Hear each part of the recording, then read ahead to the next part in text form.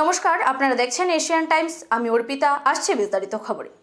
Joint movement committee 10,330 গণ অবস্থানের 24তম দিনে 10,330 চাকরিচ্যুত শিক্ষকদের সাথে দেখা করলেন আইনজীবীদের একটি সংগঠন। 10,330 চাকরিচ্যুত শিক্ষকদের সাহায্যের হাত বাড়িয়ে আগামী দিনেও পাশে থাকার আশ্বাস দিলেন এই সংগঠনের সদস্যরা।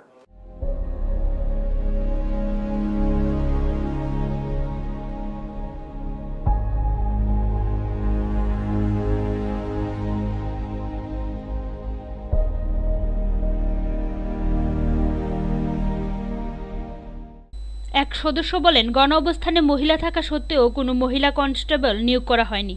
চাকরিচ্যুত শিক্ষকদের সন্তানদের অসুবিধার কথাও বলেন তারা। সরকারের প্রতি দৃষ্টি আকর্ষণ করে ডেমোক্রেসির সদস্যরা বলেন, সরকার কর্মচ্যুত শিক্ষকদের প্রতি মানবিক দৃষ্টিতে উনাদের কোনো স্থায়ী ব্যবস্থা করুক।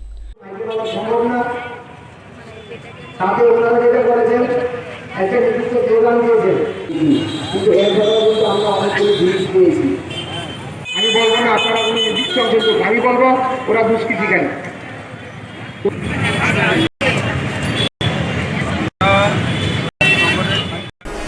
আমরা 10,323 এখানে যে ওরা গণ অবস্থানে বসেছেন, এত 23 দিন 24 দিন ধরে ওরা বসে গভর্নমেন্টের কাছে দাবি রাখছেন, তো ওটার দাবির সাপোর্টে আমরা এসেছি। ওদেরকে কিছু যদি আমরা হেল্প করতে পারি, আমাদের তো সাপোর্টের অনেকটা লিমিটেড, কিন্তু যতটুকু পারি আমরা ওদেরকে সাপোর্ট করার জন্য গভর্নমেন্টের কাছে ওরা যে দাবি রেখেছে ওগুলো আমরা গভর্নমেন্টের কাছে রিকোয়েস্ট করব যে গভর্নমেন্ট ওদের দাবিগুলো দেখো বা ওদের কাছে সামনাসামনি বসো। একটু 10,330 ওদের তো চাকরি চলে গেল, ওদের তো কোনো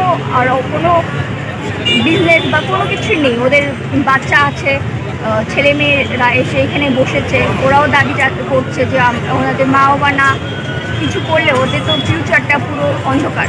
তো তার জন্যে আমি গভর্নমেন্টের কাছে বলবো যে ওরা একটু দেখো, ওদের কাছে সহানুভূতি সহকারে একটু দেখো। Bureau report, Asian Times. Jashmura গ্রাম পঞ্চায়েতের ওয়াংছড়া এলাকায় 250টি গাঁজা গাছ ধ্বংস করল পুলিশ ও টিএসআর বাহিনী।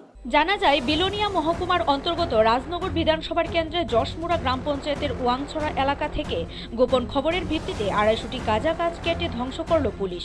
পুলিশ সূত্রে জানা যায়, আজ সকাল 7 ঘটিকায় রাজনগর পিয়ারবাড়ি থানার ওসি অঞ্জন চাকমার নেতৃত্বে বিশাল পুলিশ বাহিনী ছুটে যায় যশমুড়া গ্রাম পঞ্চায়েতের ওয়াংছড়া এলাকায়। সেখানে গিয়ে বহু খোঁজাখুঁজির পর এক জায়গায় গাঁজা বাগানের সন্ধান পায়। যদিও এর আগে থেকেই তাদের কাছে খবর ছিল ওই এলাকায় গাঁজা চাষ করা হচ্ছে। যথারীতি তারা সেই বাগানে 250টি গাঁজা গাছ কেটে পুড়িয়ে ধ্বংস করল। কিন্তু এই গাঁজা বাগানের মালিকানা কাউকে আটক করতে সক্ষম হয়নি পুলিশ। এর সাথে ছিলেন শ্রীরামপুর পুলিশ ফাঁড়ির এসআই রঞ্জিত দাস সহ ফাঁড়ির আরও অন্যান্য পুলিশ টিএসআর। রাজনগর থানার ওসি রঞ্জন চাকমা সংবাদ মাধ্যমের মুখোমুখি হয়ে জানান, এর আগেও তারা এই ধরনের অভিযান চালিয়ে সাফল্য পেয়েছিলেন, যেমনটা ব্যতিক্রম হলো না। আগামী দিনেও তারা এই ধরনের অভিযান জারি থাকবে বলে জানান ওসি অঞ্জন চাকমা। আজকে সকাল অনুমান 7টার সময় আমরা গোপন সংবাদের ভিত্তিতে যশমুড়া গ্রাম পঞ্চায়েতের ওয়াংছড়া এলাকায় যাই। আমার সঙ্গে ছিল সাব ইন্সপেক্টর পঙ্কজ বিশ্বাস আর থানার অন্যান্য অফিসার এবং শ্রীরামপুর আউটপোস্টের ওসি সাব ইন্সপেক্টর রঞ্জিত দাস, আর সঙ্গে আমাদের থানাতে এবং আউটপোস্টে একটা টিএসআর ভাইরা ছিল। তো ওয়াংছড়াতে গিয়ে আমরা অনেকক্ষণ জঙ্গলে খোঁজাখুঁজি করার পর একটি গাঁজা গাছের প্লট খুঁজে পাই। অনুমান সেখানে 250টা গাছ হবে। Bureau report, Asian Times. বুধবার লেম্বুছড়া রবিকুমার দ্বাদশ শ্রেণী বিদ্যালয় পরিদর্শনে গেলেন শিক্ষামন্ত্রী রতনলাল নাথ।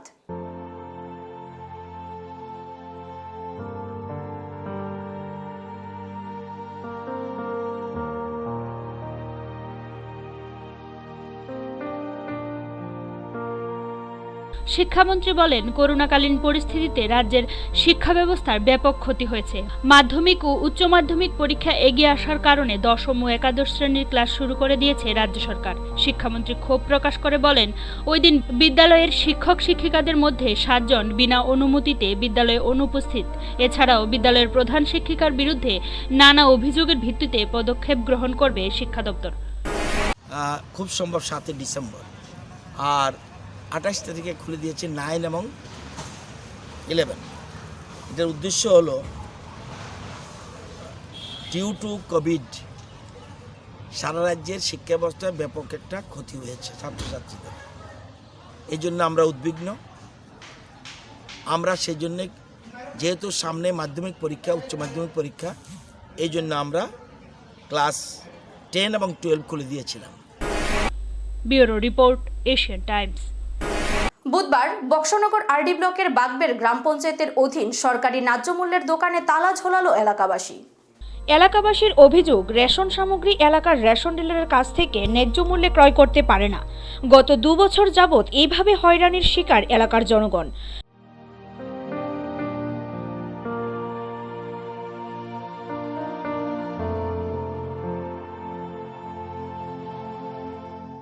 বুধবার সকালে এলাকার জনগণ একত্রিত হয়ে তালা ঝুলিয়ে দেয় রেশন শপে। তাদের দাবি, অতি সত্বর রেশন ডিলারের কাছ থেকে ডিলারশিপ নিয়ে নেওয়া হোক। 50 টাকা তার কইছি 2 কেজি 100 লয়ে লাইতো 50 টাকা দিত। আমি তো আর 60 টাকা ভাঙতে দিতাম না, তো 1 কেজি নিয়ে ওখানে বেজার লাগাইছে। সবেমাত্র আসছি, আমি বিডু সাহেবের সাথে কথা বলবো, ডিএম সাহেবের সাথেও আমি যোগাযোগ করব, দেখা যাক কি ব্যবস্থা তারা নিতে চায় বা কি আদেশ দেয় আমাদের। Bureau report, Asian Times. Teliamura থানার চাকমাঘাট মহকুমা শাসক অফিস সংলগ্ন আসাম আগরতলা জাতীয় সড়ক অবরোধ করল এলাকার জনগণ। বন্যদাতাল হাতির উন্মুক্ত তাণ্ডবে ক্ষতিগ্রস্ত কৃষকদের ক্ষতিপূরণ ও নিরাপত্তার দাবিতে এই অবরোধ।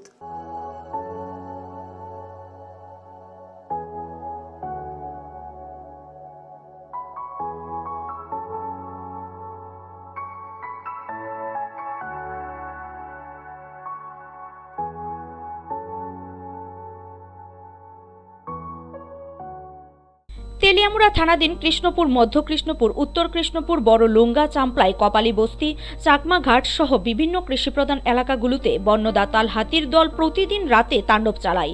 কৃষিজ ফসল নষ্ট, বাড়িঘর ভাঙচুর সহ জীবনহানিও ঘটে। দীর্ঘ বছর যাবৎ এমন দুর্বিষহ অবস্থার মধ্যে জীবনযাপন করলেও তেলিয়ামুড়া মহকুমা প্রশাসন কোনো পদক্ষেপ গ্রহণ করেনি বলে অভিযোগ অবরোধকারীদের।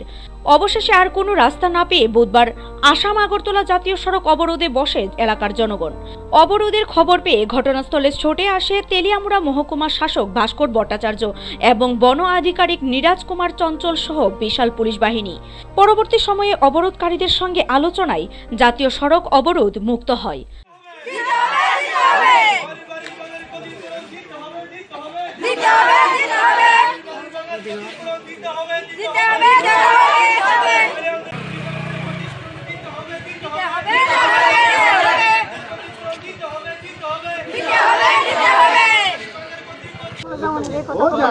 यही है प्रॉब्लम, पहले से रहना है। तभी हाथी आ गया, नुकसान कर दिया, तब फॉरेस्ट स्टाफ आने से तो आपको फायदा नहीं होगा।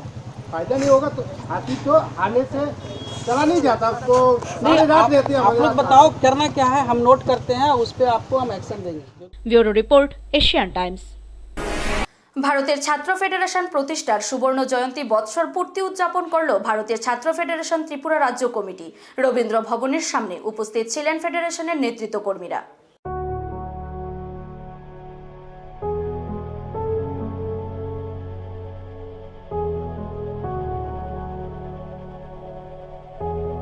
সমাজ ব্যবস্থা বদল সহ ছাত্রছাত্রীদের জরুরি সমস্যার সমাধান ভারতের ছাত্র ফেডারেশনের লক্ষ্য বলে জানান ভারতের ছাত্র ফেডারেশনের রাজ্য নেতৃত্ব।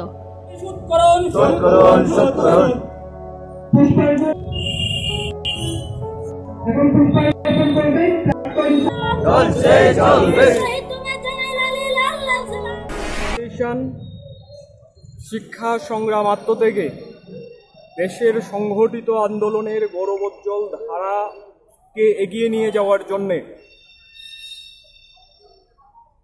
তার সুবর্ণ জয়ন্তী বর্ষ পূর্তি করেছে। এই সুবর্ণ জয়ন্তী বর্ষ আমাদের কাছে যেমন গর্বের, তেমনি আরো বেশি আমাদের কাছে এই সুবর্ণ জয়ন্তী বর্ষ হচ্ছে শপথের। Bureau report, Asian Times.